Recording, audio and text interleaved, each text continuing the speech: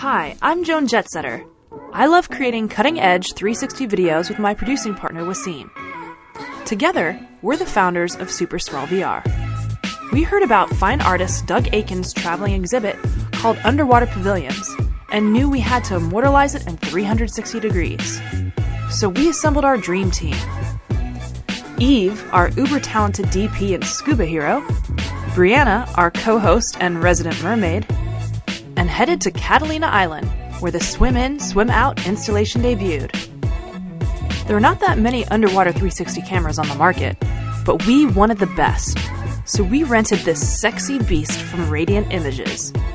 The 360 Abyss Cam utilizes 6 GoPro Hero 3 or Hero 4s, an aluminum core, and high-strength polycarbonate to film spherical content under the sea. Here's what we learned filming with it during our underwater shoot on Catalina Island. Use GoPro brand batteries only. During our test day, one of our cameras died suddenly, which meant that any footage captured afterward would be unusable. That one was the only one that was an aftermarket battery. So that one's out of commission today, right? That battery, yeah. Develop a system to organize all of your cards. That way, all of camera 1 shots are on the same card, all of camera 2 shots are on its own card, and so on. It doesn't have to be a sophisticated system. I'm sure there's a better system than my plate. I don't know that there could be possibly a better system. This plate is courtesy of Antonio's Pizzeria. Thank you, Antonio's, for your plate. I did take 2 of them. Consider the weather when adjusting your settings, since coastal conditions can change pretty dramatically from day to day. Resetting the camera, because I think it was cloudy on the first day, so we shot it 1600 ISO limit, and I'm going to bring it back down because that can get kind of rainy. Don't depend on seeing wildlife. We made the mistake of writing dolphins into our script, and Mother Nature is not something you can bet on. We just got to Catalina Island. This is the casino right behind me. It is a gorgeous day today. When they came to do the test run on Sunday, it was super overcast, so the shots were all blown out. But look at this weather. It's gorgeous, it's perfect. Time to set up our shots. Next tip, for the most color information, shoot in native. We debated back and forth about this, but we knew we were going to color grade the footage in post, and in the end, we were pleased with the results. You'll want to bring extra sets of charged batteries and change them out after you fine-tune your settings, and right before you get in the water. That way you'll have maximum battery life, because the last thing you want to do is have to get out of the water and open up all the cameras to change out the batteries, which would be a huge time suck and place unnecessary strain on the crew. Definitely wait until all of your equipment is set up and ready to go before you put on your wetsuit. You won't have much flexibility once you're suited up. That's it. I'm just sort of stuck.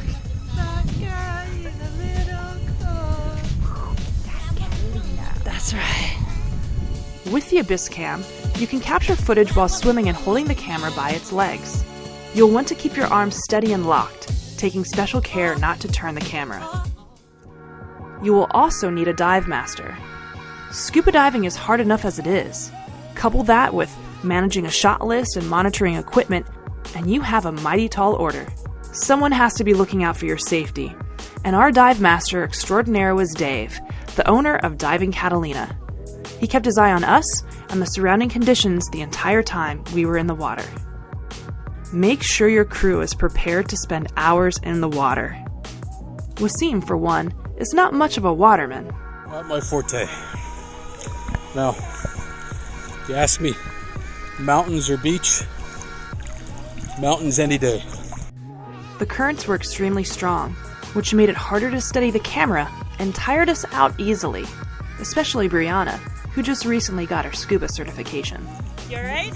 Yeah. Tired? Yeah. Knowing what we know now, our advice is to plan on no more than 1 to 2 dives a day.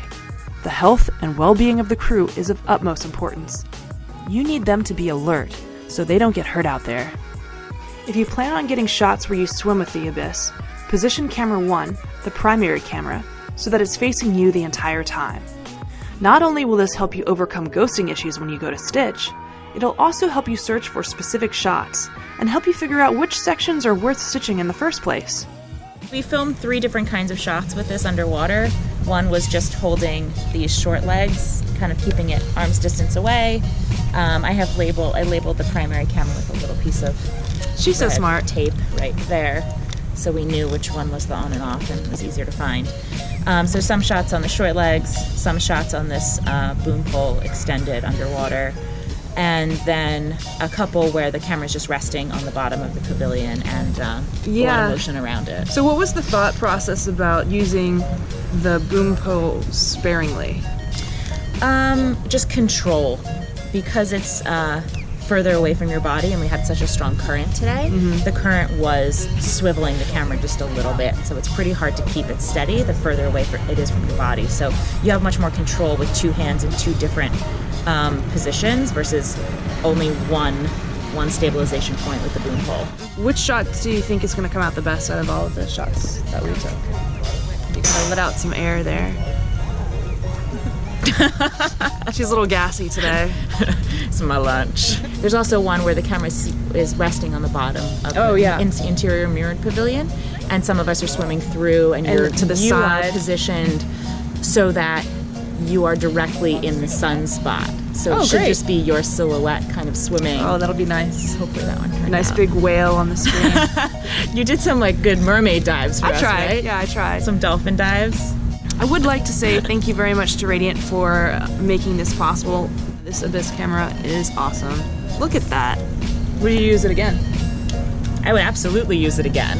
I'm gonna ask the stitcher later if whoever's stitching this really wants to stitch this again. So I think that's really where the challenge is gonna lie. Here's what our stitcher had to say about the challenges he faced and how we could have improved the stitch during our shoot. So we knew going into it that it would take more than what any auto stitch program could handle. Color Auto Panel Video Pro struggled to auto stitch overlap points between the 6 individual cameras. Now usually with simpler 360 videos that's not a problem. When the camera's locked down, subjects are far enough from the camera to be in the parallax safe zone, and when there are numerous distinct background objects to serve as reliable reference points for the stitch. Now with the underwater pavilions, extensive manual stitching was required to force a stitch in areas where there was a lack of reference points to lock to. Another issue was we had prominent parallaxing caused by the camera operator being too close to the camera. Thus, her arms get cut off. Despite these challenges, we achieved an acceptable stitch with most of the takes. However, there were a few takes that were just impossible to stitch due to our limitations of reference points and parallaxing. We hope you learned from our trials and tribulations, and wish you the best of luck on your shoot. You can watch our 360 underwater video about underwater pavilions here. Feel free to ask us any questions about shooting with the Abyss in the comment section below. And for more 360 experiences, be sure to subscribe to Super Swell VR and my channel, Joan Jetsetter.